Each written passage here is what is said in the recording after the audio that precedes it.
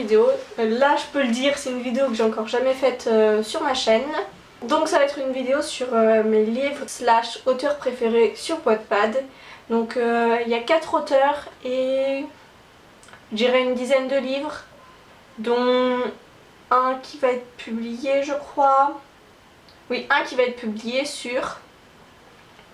Et après il y a quelques trilogies ou duologies, des choses comme ça. Mais pas non plus énormément. Quoique si c'est principalement ce qu'il y a.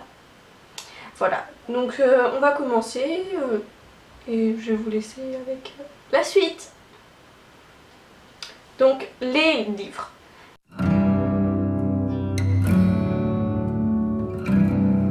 Donc en premier lieu, donc je ne les dis pas dans l'ordre, hein, parce que j'ai pas vraiment d'ordre, c'est juste des coups de cœur. Donc il y a God As Gold de Yonavo. Je crois que c'est écrit comme ça, je suis pas totalement sûre, désolée. De toute façon, le titre du livre et le nom de l'auteur seront écrits en bas de l'écran. Donc, je vais également vous lire le résumé. Donc, Good As Gold, l'American Girl, ça ne vous dit rien? La typique American Girl que l'on peut voir dans ces teen séries.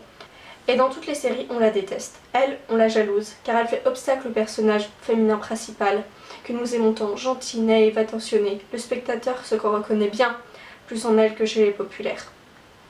Eh bien, désolée de vous décevoir, mais c'est bien à la première catégorie que j'appartiens. Oui, et je m'engage pas, je suis une populaire. Et même si tout le monde me voit comme cette vilaine gare, ce ne sont que des malentendus. Je suis drôle, gentil, et j'ai un bon cœur, bordel de merde, comme toutes les populaires. Que vous ai-je réellement fait pour mériter votre haine dans ces histoires? Lana Givenchy, moi, une héroïne ou une anti-héroïne? En tout cas pour lui, je suis bien cet être détestable.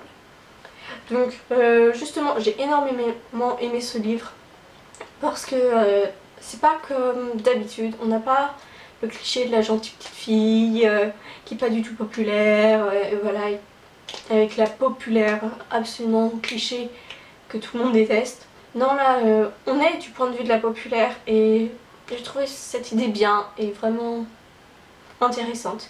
Donc il y a également un tome 2, Good As Gold 2. Il est en cours d'écriture celui-ci par contre, mais il est tout aussi bien. Donc voilà. Ensuite, donc nous allons passer à un livre qui est déjà publié en numérique et qui, quand je vais poster cette vidéo, normalement sera sorti en version papier. Donc voilà, c'est vraiment un petit coup de cœur et je sais déjà que je vais l'acheter. Donc voilà. Donc le résumé, le titre c'est The Seven Demons, c'est de Emily Francisco, je crois que c'est ça, je sais plus exactement sûr, oui Emily Francisco. Donc le résumé, derrière chaque démon se cache une souffrance. Une fille, 7 garçons, un démon en chacun d'eux, une maison, un méchant, une histoire, The Seven Demons. Dangereux, ténébreux et beaux, voilà ce que sont les 7 garçons considérés comme des démons, les Seven Demons. Fragile, brisée, voilà ce que représente Amy qui a fui sa tante et sa sombre vie. Cependant, sa rencontre avec les Seven Demons va tout changer. Elle découvrira en elle un côté aussi sombre qu'eux, jusqu'à même se faire appeler le 8e démon. Obligée de cohabiter avec eux, elle sera forcée de découvrir qui se cache vraiment derrière ces 7 garçons aux auras plus que noirs. Les vrais démons sont humains. Explique-moi, dis-moi, est-ce que quelqu'un sommeille dans mon corps sans réveil? Donc ça aussi c'est vraiment un livre que j'ai... Bah, si ça l'est, c'est que je l'ai vraiment adoré. Mais une vraie pépite, c'est... Oh là là. Je tiens à vous préciser que les 18 premiers chapitres, je crois, sont disponibles sur Wattpad. Je suis pas sûre exactement, mais en tout cas, il y a des chapitres de disponibles. Donc si vous voulez découvrir l'univers avant d'acheter le livre, c'est une bonne occasion. Moi, personnellement, je l'avais lu en entier avant sur Wattpad. Donc voilà. Ensuite, il y a Retrouvailles de Belle Strien. Encore une fois, je sais pas si ça se dit comme ça. Seul l'auteur le sait, je pense. Et voilà. En tout cas, du coup, voici le résumé. Calvin Hall est le boxeur le plus en vogue cette saison. Il enchaîne les victoires et se fraye rapidement un chemin vers le championnat. Il est plus connu sous le nom de Rip. À 24 ans, ce jeune sportif a le cœur brisé. Sa meilleure amie est morte dans un accident d'avion, il y a 12 ans. Ivy a enfin 18 ans, l'âge d'une nouvelle vie. Alors que ses parents lui étaient enlevés lors d'un accident d'avion, elle s'est retrouvée coincée en France à seulement 6 ans. N'ayant plus aucun souvenir de son enfance, elle se prend en main, décide de changer d'air et s'envole pour les États-Unis avec son meilleur ami. Un regard a suffi. Ils se redécouvrent et réapprennent à s'aimer. Après 12 ans de séparation, leur relation ne serait que plus forte. Donc là, on parle de la perte de mémoire, de souvenirs qui reviennent, d'une histoire d'amour évidemment, hein, comme beaucoup. Alors je tiens à préciser également qu'il y a un deuxième tome sur le meilleur des amis d'Ivy, Jack, avec une autre personnage que nous découvrirons un tout petit peu dans le livre. Et voilà, personnellement j'ai pas lu le deuxième tome, j'ai juste lu le premier, mais ça m'est resté en tête et j'ai vraiment adoré. Voilà, ensuite, alors ça c'est une duologie ou une trilogie, je sais pas exactement. En tout cas c'est Divorcée et en fuite de Love Chris. Donc le résumé. Elizabeth Hunter peut être définie par peu de choses. 25 ans, divorcée mais surtout en fuite. Elle se cache depuis 4 ans de son ancien mari. Elle l'a quitté sans rien demander, du jour au lendemain, en ne lui laissant que les papiers du divorce. Elle a beau l'aimer, mais ce n'est plus suffisant. Elle s'y enfuit avec ses secrets sans regarder en arrière. Emilio Maxwell, lui, est son opposé. Il est riche, très, même, possessif et autoritaire. En 32 ans, il n'a jamais rien regretté, sauf une chose, savoir sa femme ailleurs. Maintenant qu'elle l'a quitté, il fait tout pour la retrouver.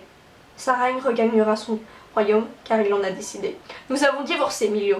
Aux yeux de Dieu, le divorce n'existe pas. Si tu veux me quitter, tu devras me tuer. Or, tu es reine dingue de moi. Tu ne pourras jamais. Mais paye ta modestie, crétin.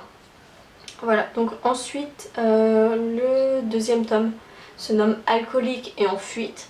Ça, c'est sur une des meilleures amies de Elisabeth et un des meilleurs amis de Emilio. Voilà, et le troisième tome ou le spin-off, c'est du coup sur le fils de Emilio et de Elisabeth. Voilà, passons au suivant du coup. Donc là, c'est une duologie, enfin pour l'instant. Une duologie ou le deuxième tome est un spin-off, je sais pas trop, moi je pense que c'est une duologie. Donc le nom du livre c'est Mon patron, mon meilleur ennemi de Sof 34. Donc le résumé, ils n'auraient jamais dû se rencontrer. Elle est étudiante et travaille comme serveuse pour payer ses études. Il est l'un des hommes d'affaires les plus implacables du pays. Nick O'Brien était l'homme le plus arrogant qu'il était possible de rencontrer, extrêmement séduisant, un aura de mystère et un humour sarcastique. Il composait le portrait du parfait connard. Son argent gagné par la réussite de son entreprise multinationale n'arrange rien à son égocentrisme. 26 ans de pratique. Abby était la femme la plus douce que l'on pouvait rencontrer, charismatique, souriante, mais pourtant rebelle. Elle représente la femme parfaite. 22 ans de galère. Lorsqu'elle se retrouve l'enjeu sans vraiment le vouloir, Abby est loin de s'imaginer la vie qui va l'attendre. Donc voilà, le deuxième tome c'est Mon patron, mon meilleur ennemi 2 et c'est sur du coup le fils de Nick et Abby. Vu que c'est une histoire d'amour, j'imagine qu'on s'attend tous à la suite. Hein. Donc ensuite il y a la trilogie Set Me Free de Alexandra King. Donc ça, je tiens à préciser d'abord que c'est une trilogie assez hard, déconseillée aux âmes sensibles, totalement. Parce qu'on parle de torture, de viol, et d'autres trucs dans le genre, voilà. Donc c'est vraiment assez hard. D'ailleurs l'auteur le précise dans son résumé, que c'est vraiment déconseillé aux âmes sensibles et tout. Donc voilà, je vais vous lire le résumé du premier tome. New York, une ville convoitée, tellement belle que des millions de touristes s'y précipitent chaque année, ignorant tout du danger qui vit autour d'eux. New York, le siège de la mafia Pirantado, l'une des deux plus puissantes de tout le monde. Et à sa tête, le monstre le plus cruel que la Terre ait jamais porté, Kurt Smith. Froid, sans cœur, cruel, destructeur. Il tue en masse à la moindre contrariété, ou même par pur plaisir. Il se plaît à briser tous ceux qui l'approchent, à les regarder se détruire, lentement. Mais Nick s'est déjà brisé. Rester libre ou être libéré, tout est une question de point de vue. Surtout quand les sentiments s'en mêlent, au sein d'une guerre d'information, de manipulation, dans une lutte pour le pouvoir défiant la réalité, et que le passé ressurgit dévoilant des secrets enfouis depuis bien trop longtemps. Nix, ne fais pas ça, je t'en supplie. Ses joues sont trempées et ses yeux larmoyants me supplient alors qu'elle tend ses mains couvertes de sang dans ma direction. Mais je reste de marbre, je n'en ai rien à faire. et j'appuie sur la détente. La détonation retentit. Le corps tombe lentement à terre. Son hurlement de désespoir retentit sous le ciel obscur. Un noir aussi luisant que celui qui colore mon âme. Donc ensuite c'est une duologie, même si le deuxième tome du coup c'est un spin-off du premier, je veux dire que c'est une duologie. Donc ça s'appelle The Babysitter de L.A. Alcyon. Un babysitter, vous êtes sérieux, mais j'ai 16 ans. Donc voilà le résumé. Je tiens à préciser d'abord que c'est une sorte de fanfiction parce qu'elle emprunte les stars du groupe 5 Seconds of Summer. Donc elle emprunte les stars du groupe 5 Seconds of Summer. Ils ne sont pas connus dans la fiction, hein, mais elle prend leur nom, leur visage, leur corps pour les mettre dans son histoire, entre guillemets. Donc voilà, c'est une sorte de fanfiction. Je tiens à prévenir pour ceux qui n'aiment pas forcément. Voilà. Donc, et le premier se passe avec Luke. Donc le deuxième se nomme The Babysitter 2. Il se passe cette fois-ci avec Ashton et voici le résumé. Vous pouvez le laisser vous appeler papa et maman. Donc elle précise également, cette histoire est un spin-off de The Babysitter, donc ce n'est pas la suite. Mais les personnages tels que Ashton, Luke, Michael, Callum ou Allison présents dans cette histoire sont les mêmes que dans le premier. Donc voilà, c'est un spin-off, également un deuxième tome, sauf que c'est pas une suite. Voilà. Donc ensuite, on va passer à la catégorie auteur.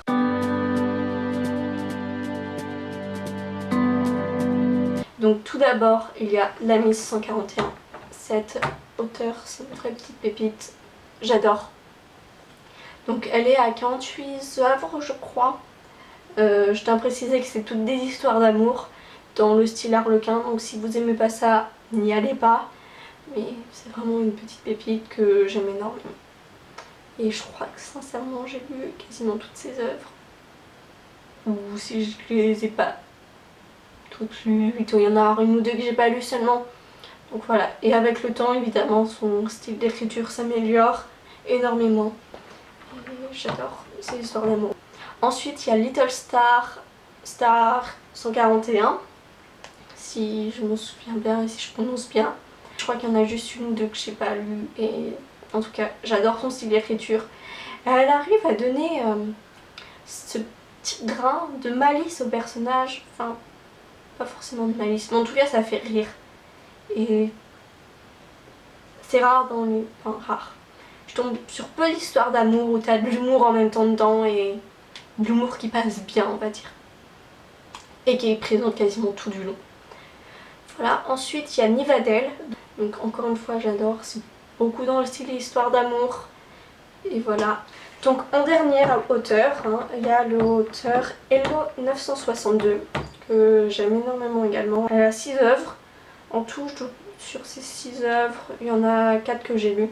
Et les 4 ont été des petits coups de cœur, donc je pouvais pas me décider, je les ai toutes mises.